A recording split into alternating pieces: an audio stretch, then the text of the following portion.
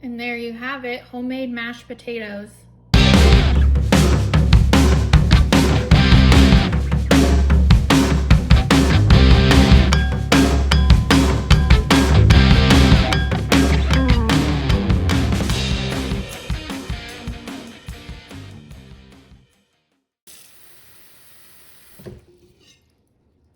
So a bit of water just like that. Set it to the side.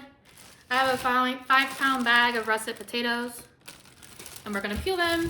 I just put a colander in the sink with paper towels because we're gonna use the colander again in a minute after we boil. And then I just have a normal peeler, but you wanna make sure that I don't know if you can see that, it rotates. That makes the peeling way easier. And this one's by Faberware. It's been beat up, it's kind of stained, but it's the best one I have. Highly recommend getting one from Faberware. So let's get started. I find the colander, or just another bowl too, I just don't want to dirty another dish, but it's like just like that actually, not intentional, but if you drop it, at least it's in a bowl, you can pick it up and rinse it off and it's not over the trash or something. So I just use a colander.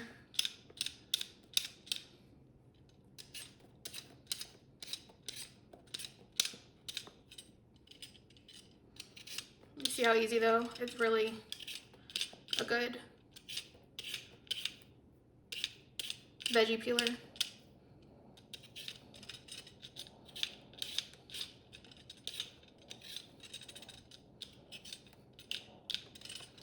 So after you fully peeled it, then you're gonna rinse off the little bit of dusty residue it has on it. And then you're gonna take the rinsed off potato and put it in that large pot with the water that we had. And that's just to prevent it from turning the orangey brown color from the oxidation. And we're gonna repeat it till we have done all 5 pounds of potatoes.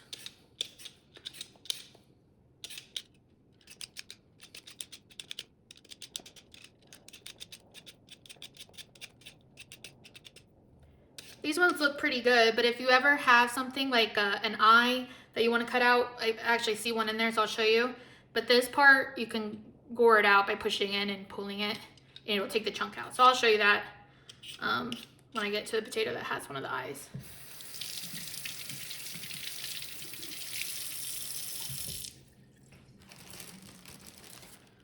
So here's one that has an example of having an eye in it. So I'm gonna shave over it first. Well, that got most of it, but you can do that and see it kind of gored it out. That just makes sure any part of not so good potato doesn't end up in your food. The paper towel in the colander just helps picking it up to put it in the trash. It doesn't get everything, but it gets most of it. In case you're wondering what the paper towel's for.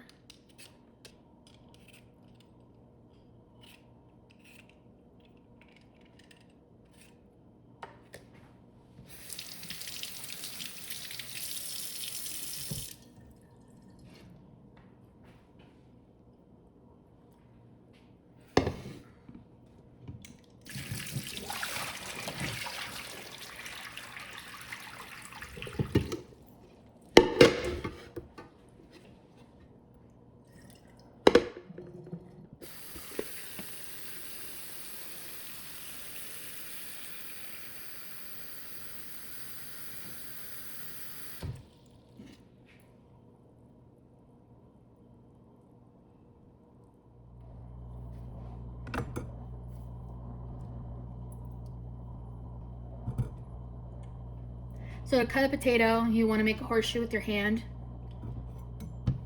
And I'm taking a santoku. It means it's like a flat edge blade versus a French, which has a curve for rocking. This one you go up and down.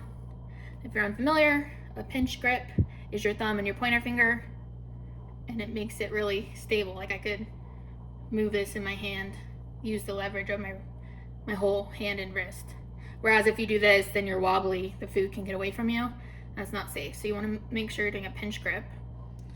So we have that. We're going to put it on top over, and we're just going to push down. Cut them into 2 halves, long ways. Then you're gonna repeat this again. So you make your horseshoe, you pinch over top. So now you have 4. Well, you have 2 and then you're gonna make it 4 here. So now you have 4 pieces, see? And then, I like to line them up, you don't have to, but this just makes it even more even. And you just go across. And what we're doing is we're cubing the potatoes, and we're trying to get roughly the same size so that they bake, or not bake, they boil, they cook at the same rate. And then we just put it back in the water. And we're gonna keep doing this with all the potatoes until they're all chopped.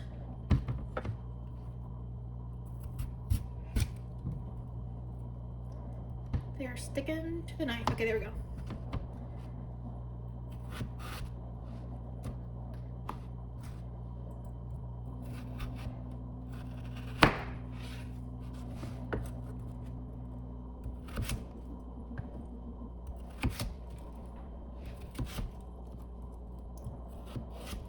Trying to aim for about an inch of dice, 3/4 to an inch cube. Oh, my hands are in frame. My bad. Easy. Okay.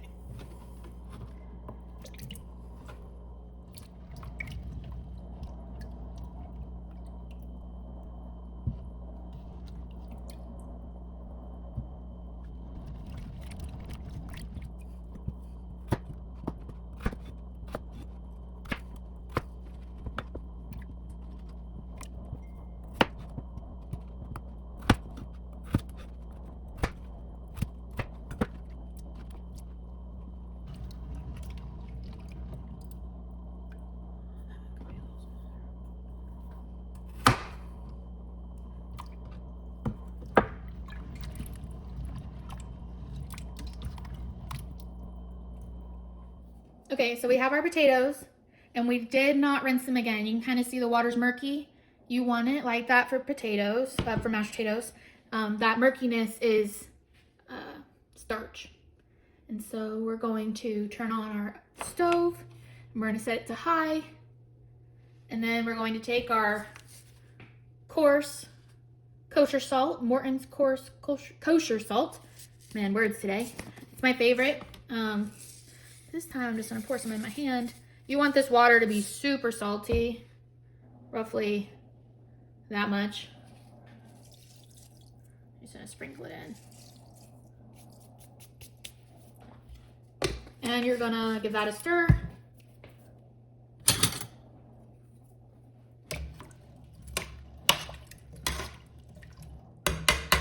And you're gonna let that come to a boil, and then it's gonna be about 20 to 25 minutes until the potatoes are fork tender. You can kind of see they look pretty yellow at the moment, but they will become translucent, more white, clearish color. And that's what you're looking for. And at that time, we will dump the water and we will drain them in a colander, and then we're gonna put it back in the bowl to mash.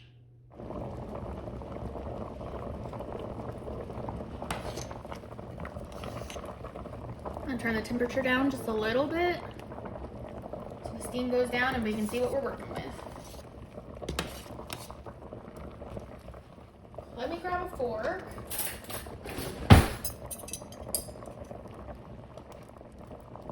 We're gonna see, are we fork tender?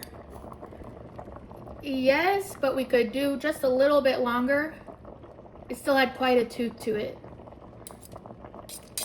This was after 20 minutes, so we're gonna give it another 5.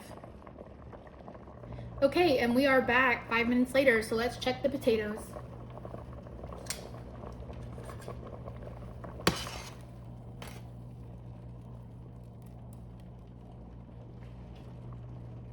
Yep, it's where we want it to be. If you can kind of see, they're like a lighter white. See if I can get it to focus. It's a little translucent and they turn more white, and that's what you're looking for. So I'm gonna go ahead and turn the stove off, and I'm gonna drain this in the colander. So I have the stove turned off because it is electric, and so the pan and the countertop itself will still be hot. But we've dumped it. I'm gonna go ahead and start with 4 tablespoons of salted butter. I usually cook with unsalted, but for potatoes, I use salted butter. And this is the Kerrygold salted. It comes in a gold container.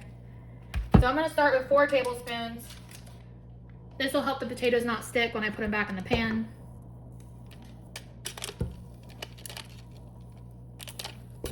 Okay. So I'm gonna give that a little swirl. You won't need to turn the stove back on because, like I said, the stove is still hot. Okay, so we got the butter in there. And we're gonna go ahead and pour back the potatoes from our colander. So we just drain them and we're gonna pour them back in.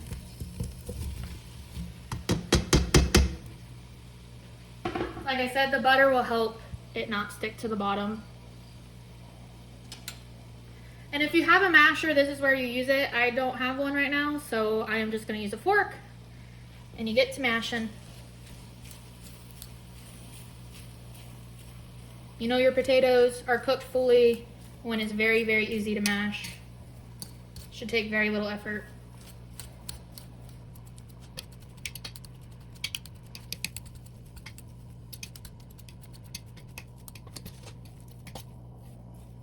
Now to this, it's mostly mashed. We're gonna keep stirring and mixing it until it's in the desired texture we want.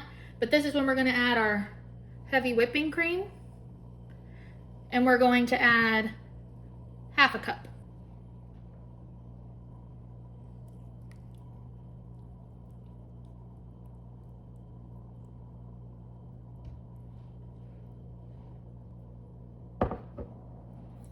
And keep mixing.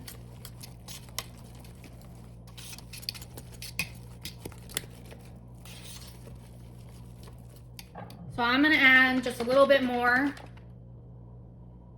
half and half. Let me zoom in. I like mine a little creamier, but this is really to your own taste. So I'm gonna add a little bit more. I'm gonna stir that in.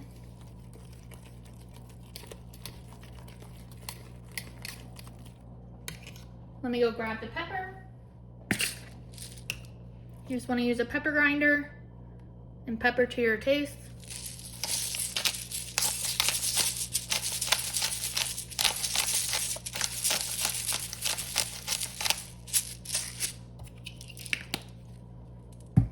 Stir that in.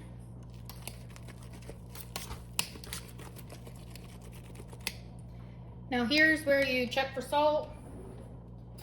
I'm gonna grab a spoon and sample it. So that's what our mashed potato is looking like. Could use a bit more salt, so I'm gonna add 2 more tablespoons of salted butter.